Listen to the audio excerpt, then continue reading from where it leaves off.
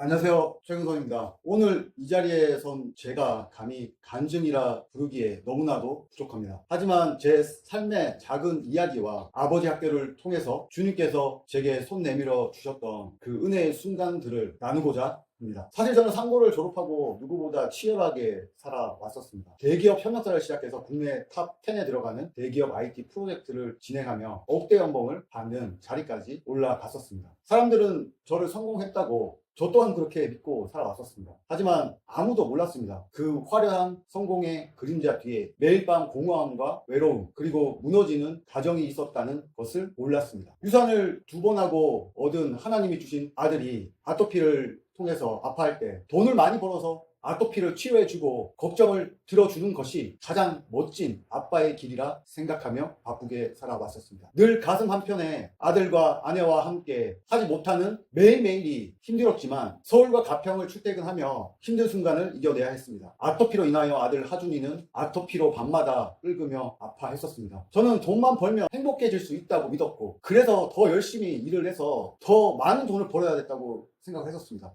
지난 세월을 돌아보니 정작 아이에게 아버지로서의 역할을 제대로 해준 기억이 별로 없음을 알게 되었습니다. 그렇게 살아오면서 퇴근 후에 남는 시간에는 유기동물과 강아지 공장에 어려운 사각지대에 놓인 생명들을 돕고 재능 기부하고 봉사하며 글을 쓰고 컨텐츠를 제작했었습니다. 그렇게 인플루언서로 유명해졌고 대형 커뮤니티를 운영하는 운영자로 알려졌습니다. 세상은 그렇게 저를 이해를 했고, 그것이 빌미가 되어서 대기업 억대 연봉을 받으며 취미처럼 했던 봉사와 재능 기부가 사람들에게는 공격하기 좋은 소재가 되었습니다. 저는 블라인드라는 익명성 앱에서 직장 동료들로부터 마녀사냥과 모함을 당했습니다.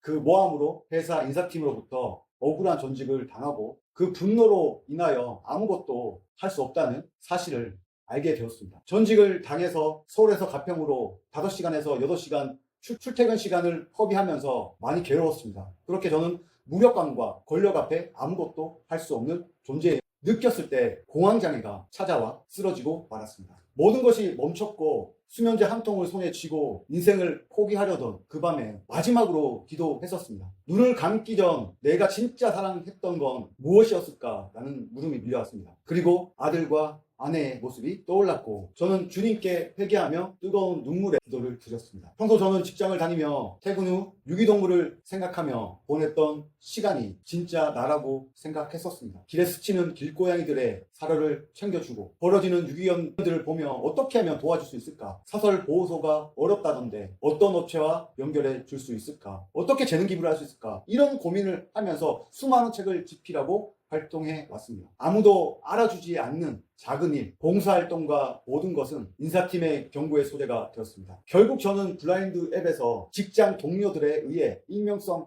마녀 사냥의 소재가 되었습니다.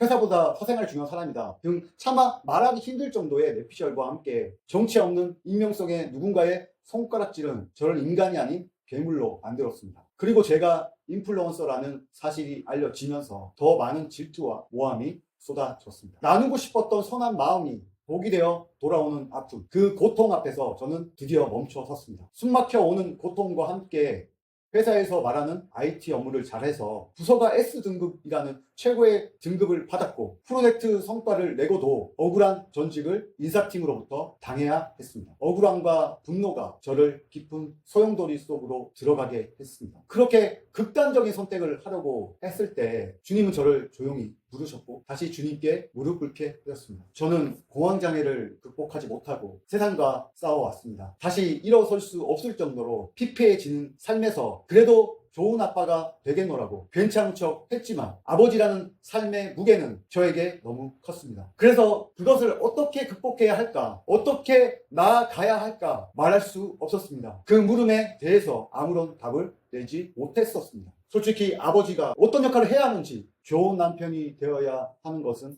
그냥 앞에서 잘해주는 척만 하는 것으로만 생각하지는 않았는지 정말 후회가 됩니다. 저는 아버지 학교를 진행하면서 아버지 학교에서 저는 진짜 나를 만났습니다. 아버지 학교는 그냥 또 하나의 과정인 줄 알았는데 그것은 정말 너무나 잘못된 생각이었습니다. 내 인생을 송두리째 돌아보게 만드는 회개의 여정이었습니다. 특히 아내와의 세족식은 아내의 발을 씻던 그 순간 저는 처음으로 지난 세월이 눈물로 씻겨 나가는 것을 느꼈습니다. 미안해, 정말 사랑해. 그 한마디조차 하지 못한 지난 시간들이 그 발 위로 흐르는 눈물과 함께 흘러내렸습니다. 그리고 그 장면을 보던 10살 아들 하준이가 눈물로 말했습니다. 저 엄마 아빠의 감동적인 순간에 함께하고 싶어요. 아들이 소리내며 우는 모습을 보며 저는 그 자리에 주저앉아 함께 울었습니다. 그날 우리는 다시 가족이 되었습니다. 그렇게 길었던 공황장애의 마음을 아버지라는 단어와 뜻을 이해하며 마음 깊이 있던 짐을 내려놓았습니다. 주님을 떠나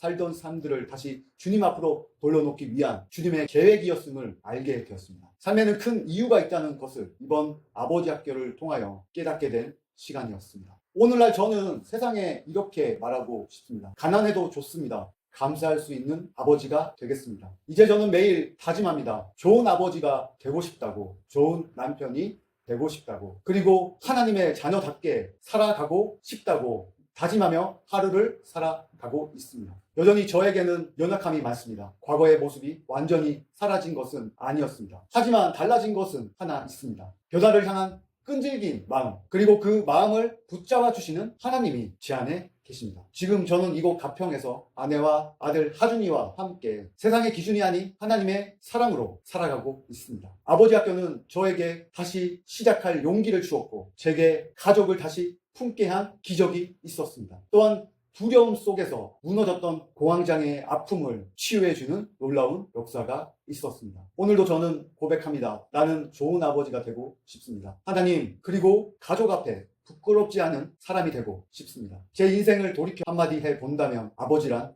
이런 사람인 것 같습니다. 진짜 아버지는 자리를 지키는 사람이다. 성공보다 사랑을 남기는 사람이다. 아버지란 끝까지 가족을 곁에 지키며 눈물로 사랑을 회복하는 사람. 아버지 학교를 마치며 기도하던 중 전하고 싶은 노래가 있어서 녹음을 해봤습니다. 이 노래를 아버지들에게 위로의 마음을 담아 전합니다. 감사합니다.